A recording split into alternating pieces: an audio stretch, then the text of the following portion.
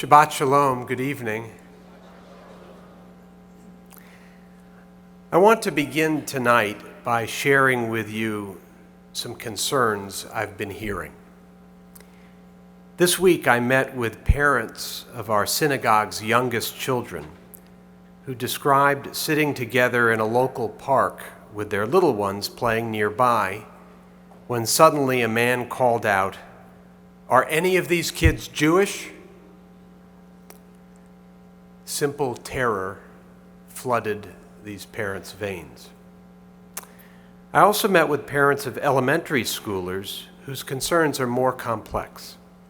Many of them perceive school leadership as failing to address Israel's war against Hamas with moral clarity, instead suggesting moral equivalency between Hamas's barbarism and Israel's efforts to protect its people. They describe their children as lonely among non-Jewish classmates, unaware of the anxiety their Jewish friends have internalized at home. And most teachers are ill-equipped to address the discomfort in their classrooms, let alone the conflict in the Middle East. Understandably so. No one was ready for this. Not the teachers, not the guidance counselors, not the administrators. I tried to reassure the parents that these were well-intentioned educators who have dedicated their lives to our children, but for lack of preparedness, finding the right words to describe and then the tools to address this tragedy has befuddled them. 3 weeks in, some have found the words and discovered the tools. Others still have not. And the parents are amazed by what they perceive as a double standard where anti-Semitism is concerned. They fully supported the thoughtful DEI initiatives recently implemented to draw greater awareness to the myriad microaggressions targeting other minority communities, and now wonder why those aggressions directed at their own children do not qualify for redress.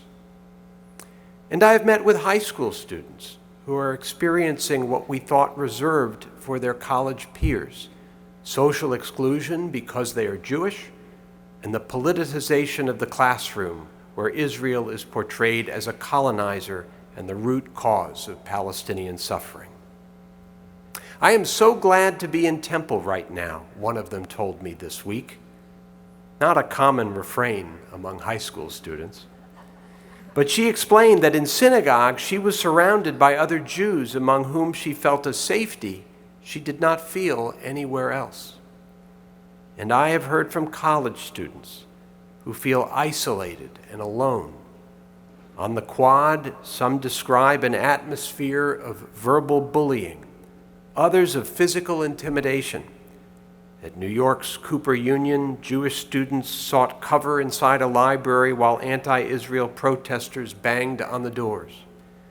And inside the academic buildings, there is often little shelter either, where open hostility to Israel in the lecture halls is more egregious than ever. Some of these students are truly afraid and just want to come home. My conversations with many rabbinic colleagues are also distressing. They describe their bewilderment that interfaith partners with whom they built relationships over decades failed to reach out after Hamas's brutal assault, and weeks later still won't acknowledge the suffering of the Israeli people without the caveat that it be considered in a broader historical context, a claim that seeks to legitimize Hamas's atrocities as justified resistance to Israeli occupation. These colleagues now question whether the energy and years devoted to interfaith bridge building were a waste of time and effort. Schwer zu sein a Yid. Sadly, the old Yiddish proverb is true. Right now, it is hard to be a Jew in America. Throughout our history here, we have faced our share of exclusion, to be sure, from businesses, schools, neighborhoods, and social clubs.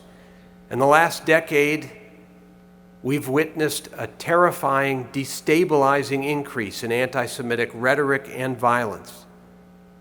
And for far longer than that, Israel has been demonized on college campuses and in other academic spaces. But never in my 25 years in the rabbinate have I witnessed the level of anguish American Jewry is experiencing right now. Sunday night, I am boarding a plane to Israel on a mission of solidarity. But being there will bring me comfort and courage too. Not a day since its founding 75 years ago has Israel known true peace on its borders.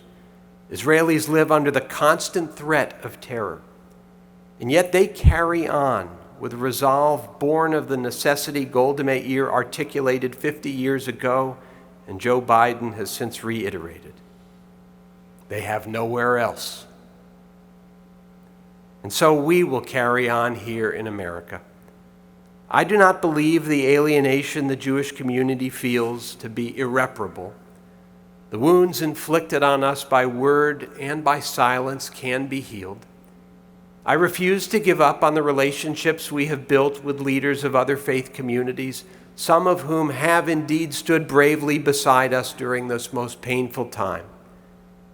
And I still believe in the principles on which America was founded, which George Washington repeated to the Hebrew congregation in Newport, Rhode Island, with the promise: to bigotry, no sanction; to persecution, no assistance. But just as the Israeli government will be called to account for its lapses that allowed Hamas's murderous rampage, so academic institutions, both at the secondary and higher levels, business leaders, and even clergy, who failed to draw a distinction between aggressor and victim and sanctioned through their silence vicious rhetorical attacks against the Jewish community in this country, all will have to acknowledge those failures for healing to begin. These are difficult days, and it would be easy for us to despair. But we cannot lose hope. We cannot lose hope that the 230 hostages abducted by Hamas will yet be freed, and we must push world leaders to work toward that end. That's the message of the chair draped in Israel's flag. We feel their absence, we haven't forgotten, and we won't give up. Nor can we lose our ability to find light in darkness. More often than not throughout our history, we have known persecution. But even in those moments, we continued to kindle light.